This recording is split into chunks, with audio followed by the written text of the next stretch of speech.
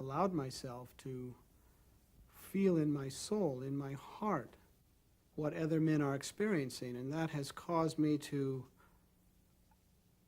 take down the walls and barriers that my mind has placed before me regarding men of color. And I have found that they are good men and that I can love them. This will probably be difficult for me, but so you understand, I was raised by a father who was very much opinionated and racist, I would say.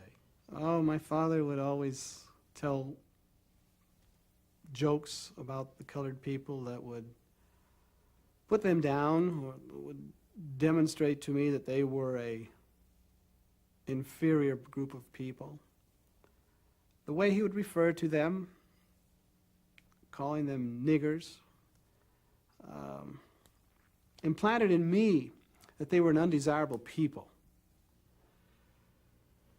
And he demanded much of his children, to the point where if we didn't obey, we were physically abused by his boot or by a big mean strap.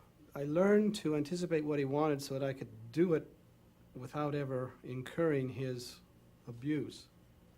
And in doing so, I learned to protect myself from outside harm or any emotions that would cause me anguish or disturb me. And I carried all of this into a pattern of working to avoid dealing with reality, I guess I would say. And all my life, that's where I've been.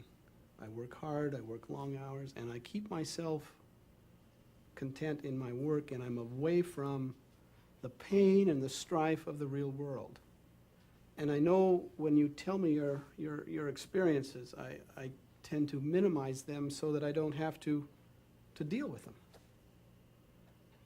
But it's not that I don't want to, and it's not that I don't feel your anguish and pain as people of color. And I'm deeply hurt that you would consider my race as the oppressor, because certainly I have never thought myself that way. And that disturbs me to know that you consider me and my color that way. Please accept whatever I can do or say to you to allay to you the feeling that some of us white men really are not aware that we are such a problem to you.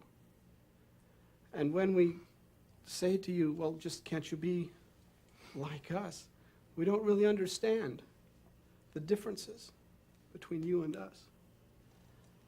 I'm really sorry that what has happened to you as a child being abused happened to you.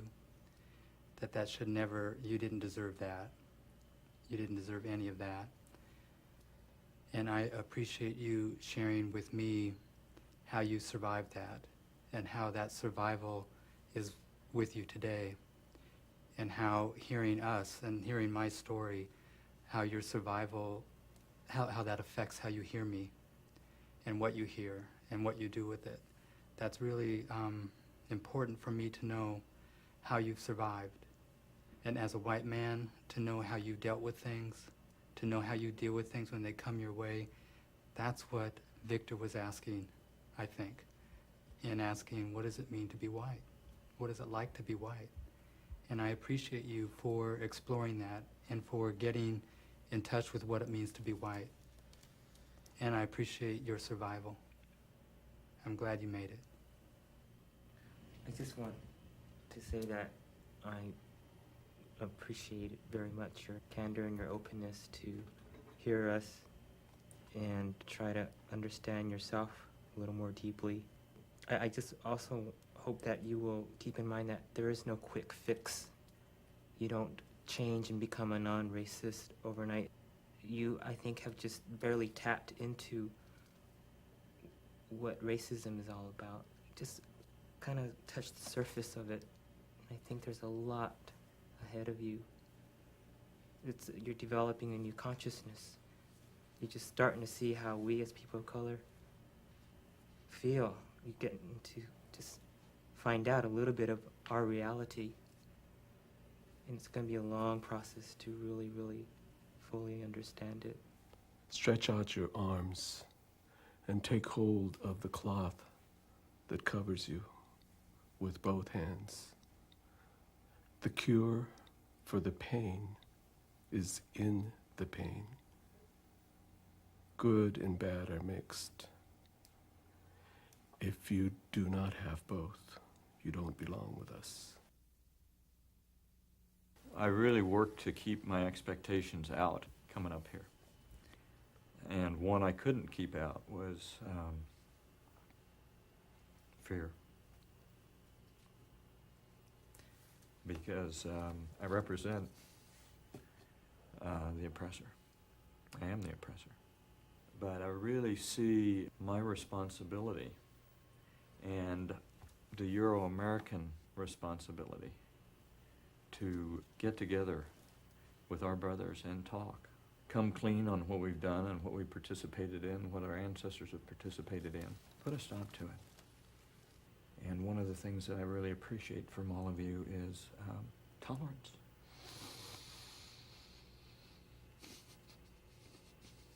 Because we haven't given you much. And it really felt good that I wasn't treated by you the way we have treated you.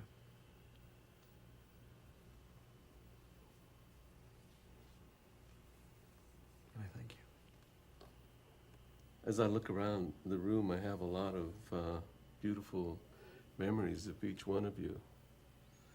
And particularly what sticks out at this moment for me is Utaka and I being belly to belly last night. And talking, we sort of had a little world just within the two of us. I saw the genetic link that we had between each other that was just so amazing. And as I was looking into him, you were talking about seeing me, but I was seeing you. I was seeing a version of myself. And I could see myself inside him. There was a younger me standing in front of me. I know when I got here Friday, I found myself when people would arrive, I was sizing them up. You know, I was already trying to decide who was my friend, who was my enemy. I found out that you can really express your opinions with people who are different than you without it leading to any kind of violence. Over this weekend, it was really important for me to see people express their anger against racism because it's something that is very hard for me to do. I was raised, acculturated to not express that kind of anger when I'm mistreated and to take it silently. And I have always wanted to express it because when I keep it inside, I feel that it's killing me, as it has, I believe, killed my father. Hearing something and being the nice Japanese man and just sort of bowing my head or not wanting to create any waves or not wanting to disturb people or not wanting to offend people. And you know, as I get older, I'm no longer willing to do that anymore. It's just not acceptable. You know, a lot of these guys I may never see again, but they got a special place inside here, everybody. And if they ever need an ally, they got one.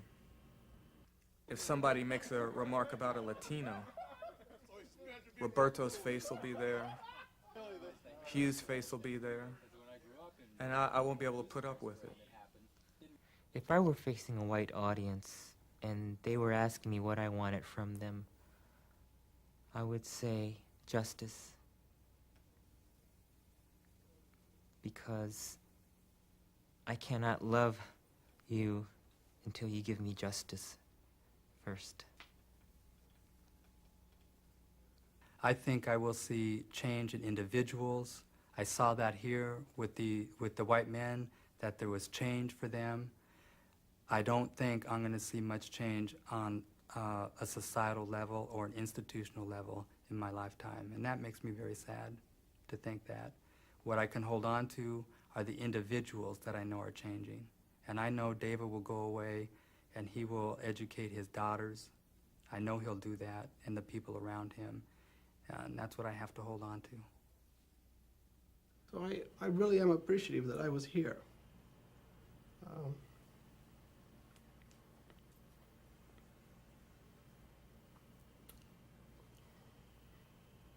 It will have an impact on me throughout the remainder of my life. And I will be your ally and do all I can to stop racism wherever I encounter it. And he'll fight and he'll struggle and he'll intervene on my behalf.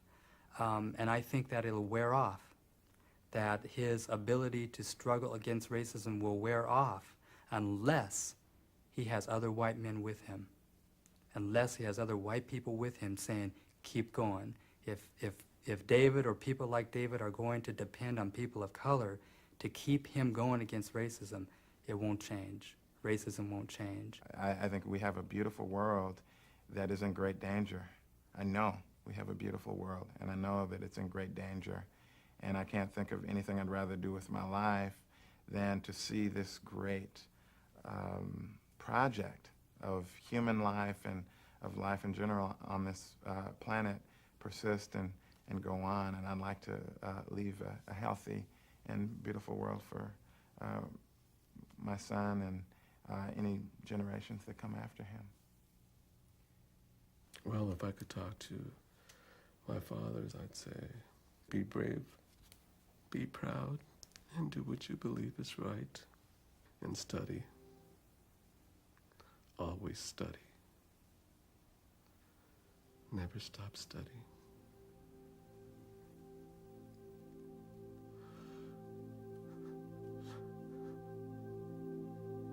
I think one of the first thoughts for me was that I think I really wanted something for my father to see, because he thought that white people wouldn't listen or come and see a film and then get really angry if they saw a film on racism. Besides that, I think he also has indoctrinated me for years that people of color and whites can't get along. There's no way that's going to happen on this earth. It's going to keep going on and on and on. David, I like it perfectly when you said, you know, that about you liked the anger. I mean, it was needed and it was honest and it was appropriate. Those are the words you used. But that we do need to get that anger out, because underneath all that anger is all that hurt that has never been allowed to come out for us. And then on the other end is, I think, that what we all saw, what David and Gordon also saw, was that at the end of it was a possibility to get along, if it could just be heard and acknowledged. I remember it on Saturday evening, I just broke down and I cried on Hugh's shoulder, because I told him that I think that I could rest now after this film, that I could say I left something for my son. And I know he's going to go out into the world to see what I had to see. I wanted to know him, to know that I was with him in some way. But I wanted the world to be different for him. I wanted to know him to know that he wasn't crazy. And then I shared with you, David, that I wanted my child to meet your children someday on an equal basis. And I want that. I will remember every one of you for the rest of my life. I mean, some of you I've known, but never quite in this way. And for the rest of your lives, you too have this film for your children and your partners. And Victor, you did your people proud. Each of you did that. Your fathers, your grandfathers, grandmothers. You did it for them. And for that, from the deepest part of my heart, I want to thank each of you.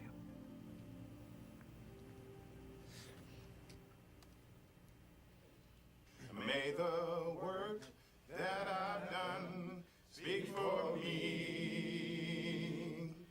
May the work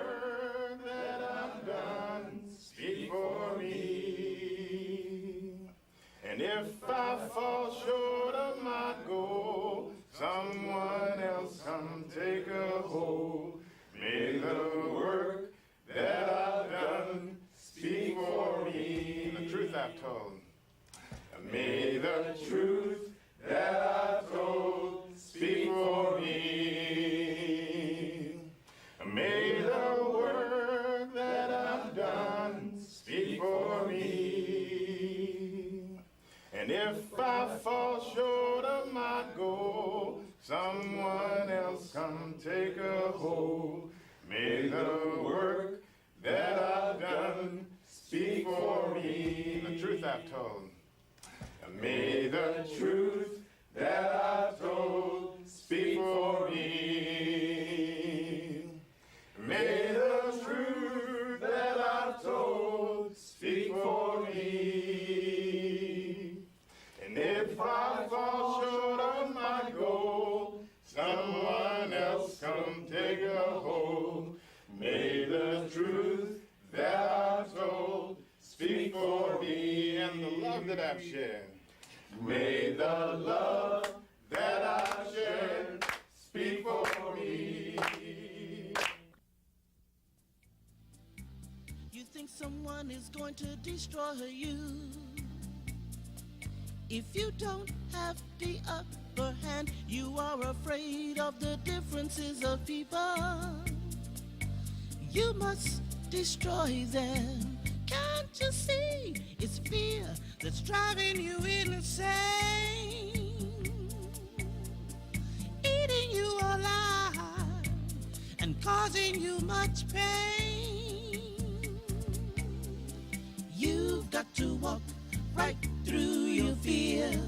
You've got to walk right through your fear. You've got to walk right through your fear. You've got to walk right through your fear. You think it's right to control the land that other people own. We can live equally in harmony if we respect each other's lives. You are afraid of dying, you don't know how to live. You are so needy and afraid, you've got to learn to give. You've got to walk right through your fear. You gotta walk right through your fear. You've got to walk right through your fear. You gotta walk right through your fear. You run around causing everybody pain. Now everyone is going insane. Stop the madness, save your soul. Stop the arrogance, give up control. You've got to walk right through your fear. You've got to walk right through your fear. You've got to walk right through your fear. You've got to walk right through your fear. You've got to walk right through your fear. You've got to walk right through your fear. You've got to walk right through your fear. You've got to walk right